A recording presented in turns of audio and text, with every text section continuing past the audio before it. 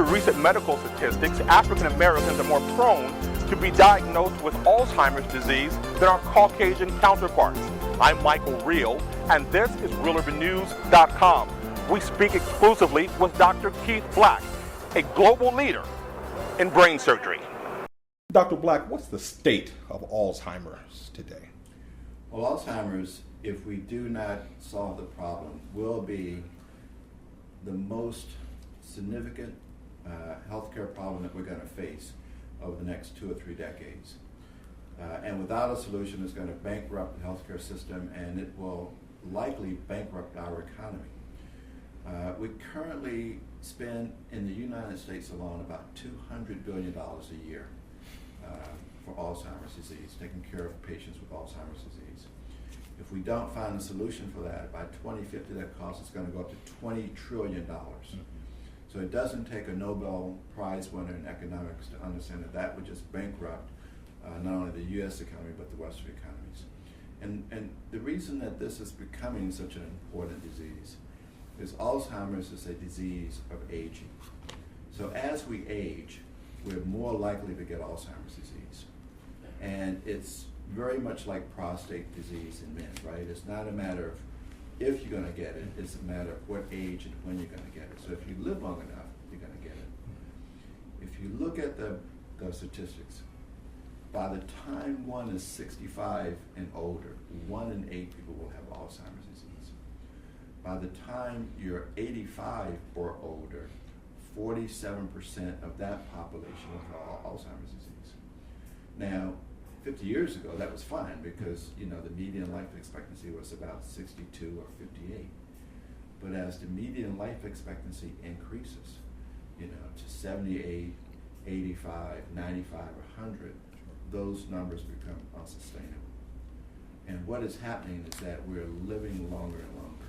In the last 114 years, the life expectancy has increased 40 years. Wow.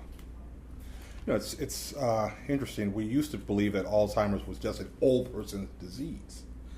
But are we seeing people in younger years, younger ages, being diagnosed with this disease? No, we're not. Alzheimer's disease that's absolutely correct. Alzheimer's disease is a disease of old people. But remember, in our parents' generation, old was considered to be 65. 65 is not considered old anymore. That's the new 50. That's the new 50. 85, 95 is now considered old. So we're taking better care of ourselves and we're living longer. But the consequence of that is that our bodies are really designed to outlast our brains. So as we age, we can still maintain good health, but then you get to that wall where your brain starts to deteriorate. We actually begin to have cognitive decline at about age 30, and it's just the normal sort of down slope with aging. And the decline becomes more significant when you develop a dementia like Alzheimer's dementia, which is the most common dementia. And the rate of it occurring is directly proportional to age. So again, 85 and older, 47% of those people will have Alzheimer's disease. And unlike other types of disorders like brain cancer, Sure. which is really devastating, because brain cancer takes away the very essence of who you are, your personality, your memories, your ability to interact with your loved ones. But the bad time is only a few months.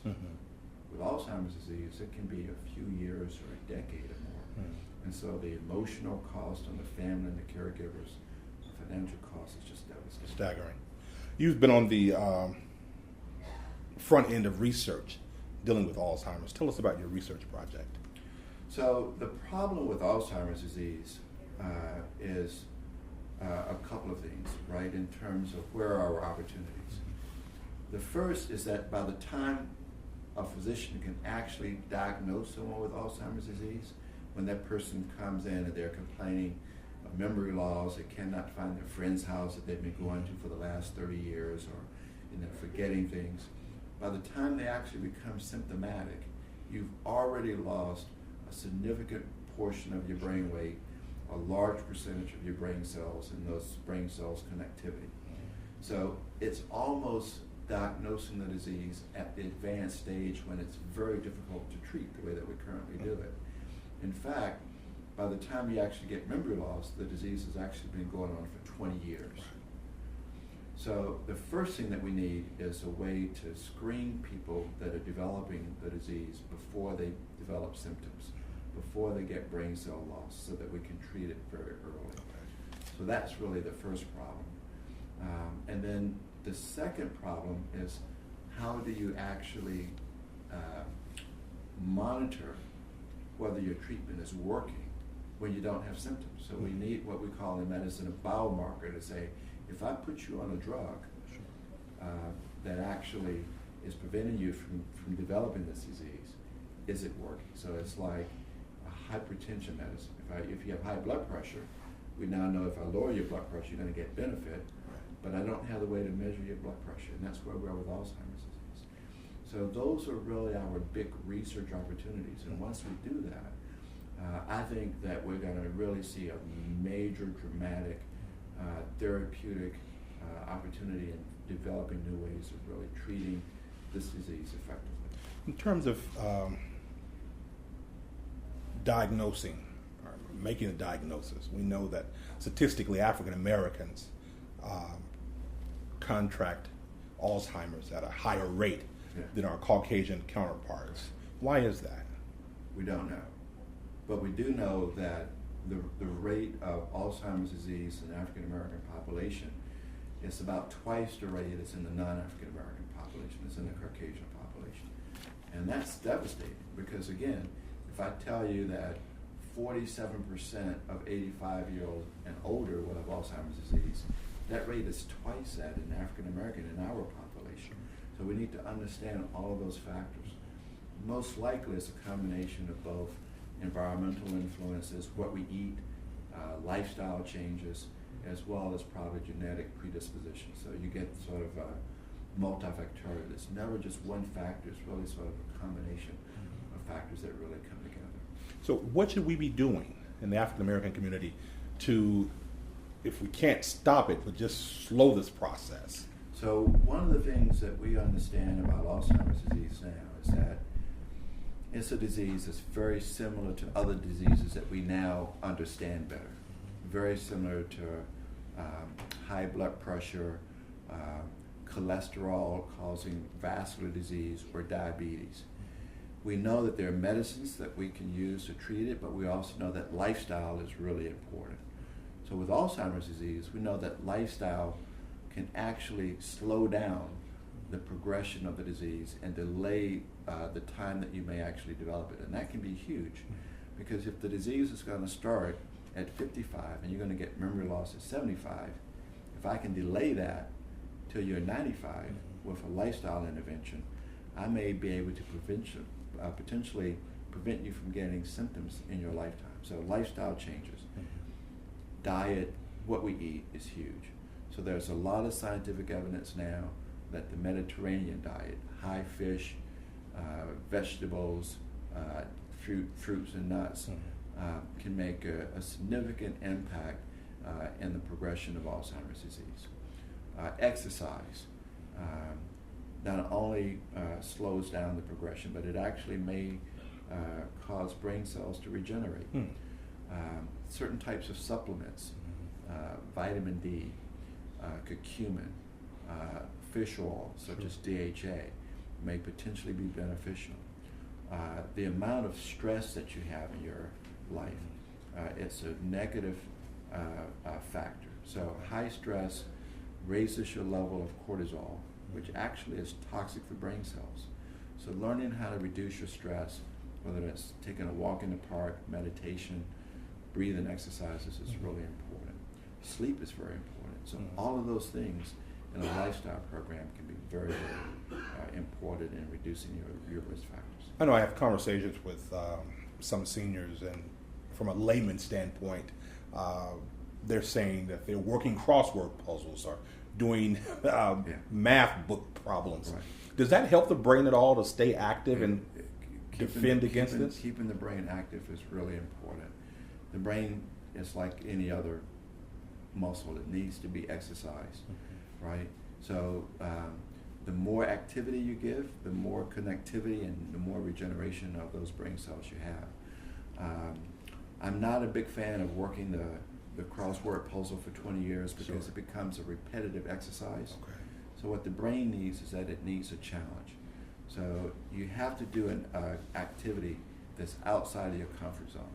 So if you're bad at a foreign language, learning a foreign language is a great activity. If you're bad at music, learning how to play the piano. But learning something different, it's really the best way to stimulate the brain because you're activating a lot of different areas of the brain, activating that connectivity. We know that you're on the front end of research once again, and you have a clinical trial.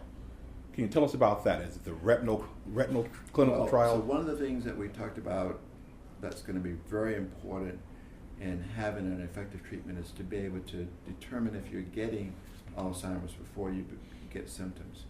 So we've developed a very simple, non-invasive way of detecting the first change that occurs in the brain in Alzheimer's disease, which are the accumulation of these amyloid plaques, with a non-invasive eye test that can be done in your eye doctor in 10 minutes, looking at the back of the eye. The back of the eye is really brain tissues, an extension of the brain, the retina, and we can actually see these plaques in the retina, and we've shown that the plaque in the retina correlates with the plaque in the brain. So this could be an early biomarker. We know that those plaques occur about 20 years before you actually get symptoms, and we've actually shown that if we use a treatment that may potentially prevent Alzheimer's disease, we can see those plaques decrease. So here, not only can we have a non-invasive test of detecting the onset before you become symptomatic, potentially 10 or 20 years, we can also see if our interventions are working. So this is in medicine called an early biomarker, which we think may have a lot of potential in not only identifying patients at risk, where we can do lifestyle interventions to try to see if it's working, and if that doesn't work, we can then put patients on clinical trials early to see if they're being effective. Are we close to a cure at all? I think that we're close to developing effective treatment. So we don't have a cure for diabetes, but we know that we can treat you effectively and control your diabetes so that you can maintain a good, healthy life. I think that we're close to that with Alzheimer's disease. The reason that all of our treatments failed before is that we were treating patients too late. If I treat you when you already have significant memory loss, I'm treating you at a point where you've already lost half of your brain weight, half of your brain cells. It's very difficult to treat. It's like treating a diabetic, who's already in kidney failure. If I treat that diabetic when they first develop a high sugar level, I may prevent the kidney failure and I can have an effective treatment. So that's where we're moving with Alzheimer's disease. Early detection, early intervention, both with lifestyle changes and medicine that can intervene early to really prevent the brain cell loss and memory loss. So the buzzword here is early detection. The buzzword is early detection and early intervention, probably first with lifestyle changes, just like in heart disease or diabetes. And if that isn't working, then medications. Alzheimer's is like cancer was 40 years ago. It's scary. The number one thing that people that are aging worry about is not cancer or heart disease.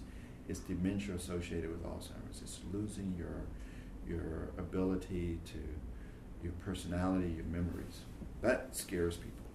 So now people don't want to know. They're like, I don't want to know if I'm getting Alzheimer's disease because they believe incorrectly that it's nothing that they can do about it. So the first thing that we have to do is to educate people. Yes, if we detect it early, there is something you can do about it. And we can see if that's something that you're doing about it is working and potentially prevent you from having the devastating consequences of this disorder. Because I can tell you, it's not much more devastating than losing your memory, your personality, your ability to communicate with your family and loved ones. And the devastation is not just to you, but it's everybody that cares about you. Because now what happens is that it's not like, oh, I have cancer, I can sit at home and watch TV. No, you have to have someone with you 24/7. And typically what happens, a daughter or or spouse has to give up work, lose that income, take care of you 24/7, or hire someone 24/7, which is really expensive. There's cognitive and personality changes, aggressive behavior. So usually the person is aggressive with their caregiver. So if it's your daughter or someone, it's a lot of emotional stress, and the family is completely stressed, as well as financially devastated. So this is a problem, and this is something that we got to solve. And unless we come up with a solution, re-educate people, you got to detect it early. You got to intervene if you want with lifestyle changes that can make a difference. And if you're getting it early, give us a chance to try medicines that may actually prevent you from developing brain cell loss and all of the devastating consequences of this disease. Dr. Black, dealing with families and Uh-huh. dealing with the brain and Right. dealing with issues that concern the Uh-huh. brain, Uh-huh. it's a personal responsibility to Right. you, clearly. Right.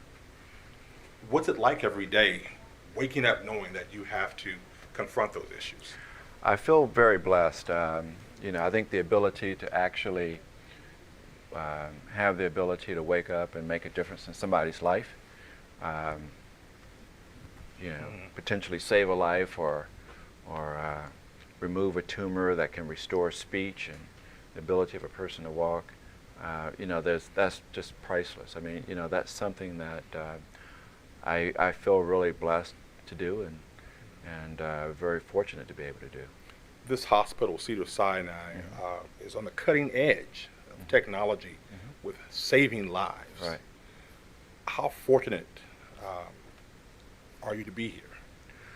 I think that one of the things that we know is that centers like Cedars-Sinai, where we can basically accumulate, the best and the brightest of specialists that just specialize in various areas, can make a difference in outcomes of patients, right? So here we have neurosurgeons that just specialize in brain tumors. We have neurosurgeons that just specialize in one type of brain tumor. We have people that specialize in vascular problems in the brain, or pediatric problems, or movement disorder problems. And that sort of expertise in developing comprehensive programs you can only do in really major centers. And what we want, I think, people to understand is that if you have a really complicated problem, sometimes coming to what we call these tertiary centers may actually be a much better option. There are about 4,000 board-certified neurosurgeons in the United States, but only a handful super specialize. Most of those 4,000 are doing routine spine surgeries. So complicated problems, tumors, vascular, ruptured aneurysms, movement disorder problems. The outcomes are just better when you have a program that just specializes in those areas. We were talking off camera about something called a brain bar. Yeah. And you said you've updated that. Bring us up to speed. So as part of a whole lifestyle program, how you eat, how you exercise, how you modulate your stress is very important. But also there's some scientific evidence now that's building that the type of natural supplements that one may take can also be helpful. So things like curcumin, the natural ingredient in the Indian spice curry, is potentially good for the brain. Fish oil, DHA, fisetin, green tea extract. So we put together sort of those supplements which we felt were very safe and which had the most scientific evidence to provide benefit. And we put them in a soft gel that we call 100 BN. 100 BN for 100 billion. You have 100 billion brain cells with 100 trillion connections, and we're trying to keep those 100 billion brain cells healthy throughout your life by being able to give you an easy way to get the sort of natural supplements that have some scientific evidence that may make a difference. Making a difference. Dr. Keith Black, thank you so much. Thank you. Appreciate it.